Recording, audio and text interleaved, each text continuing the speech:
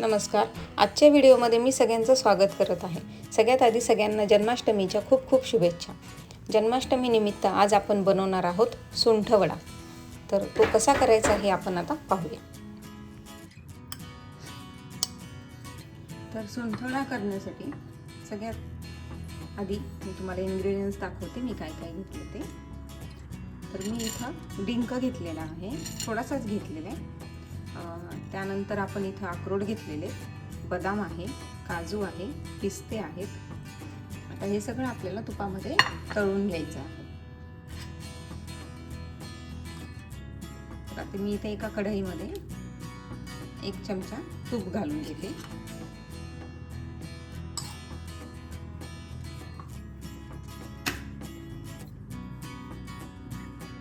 आता हे तूप आपलं मेल्ट झालेलं आहे. आपण ह्याच्यामध्ये पहिले सगळ्यात डिंक भाजून घेऊया.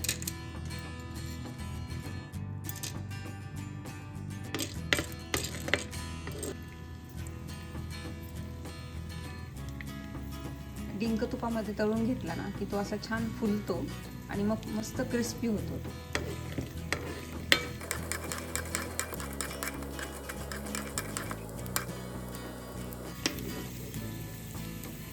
असं छान फुललंय. आता असंच मी सगळा बाकीचा पण डिंक तळून घेईन. आता डिंक तळून झालेला आहे. आपण ह्याच्यामध्ये आता आपण जेवढे सगळे ड्रायफ्रुट्स घेतलेले आहेत ते सगळे तुपामध्ये 1-2 मिनिट असे छान परतून घ्यायचे. आता हे बदाम पण झालेले आहेत आपले.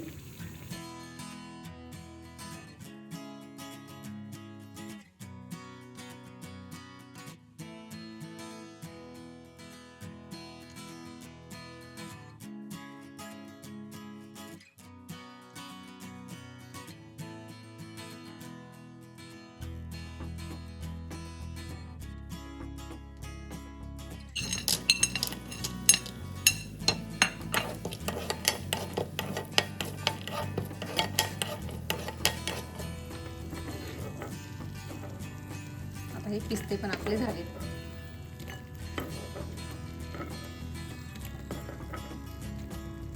आता गॅस बंद करून आपल्याला खसखस ह्याच्यामध्ये भाजून घ्यायची आहे. इथे कसं खूप लवकर भाजले जाते, त्यामुळे कधी पण गॅस बंद करून भाजून घ्यायचं.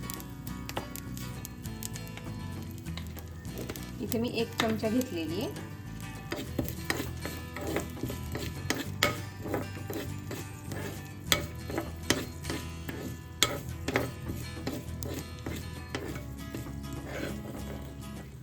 आता हे सगळे इन्ग्रेडियंट्स आपण छान भाजून घेतलेले.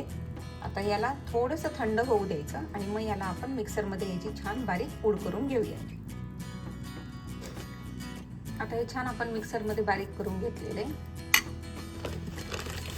आता याच्यामध्ये आपल्याला 1 चमचा खारीकची पावडर आहे ही याच्यामध्ये आपण मिक्स करून घेऊ.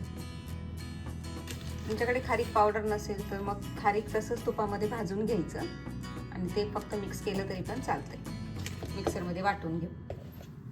त्यानंतर ह्याच्यामध्ये आपल्याला घालायचं आहे सुंठ पावडर. जास्त नाही घालायची, थोडीशी घालून घ्यायची.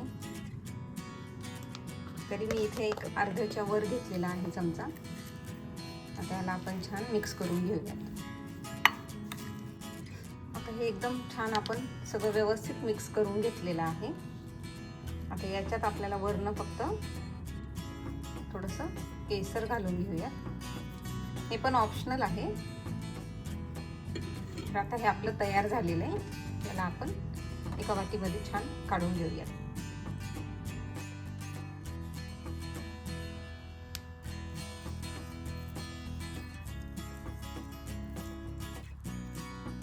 तयार आहे आपला सुंठवडा. तुम्हाला हा व्हिडिओ कसा वाटला हे मला कमेंटमध्ये नक्की सांगा. आवडल्यास याला लाईक करायला विसरू नका. भेटूया असंच एका नवीन रेसिपीसोबत पुढच्या व्हिडिओमध्ये.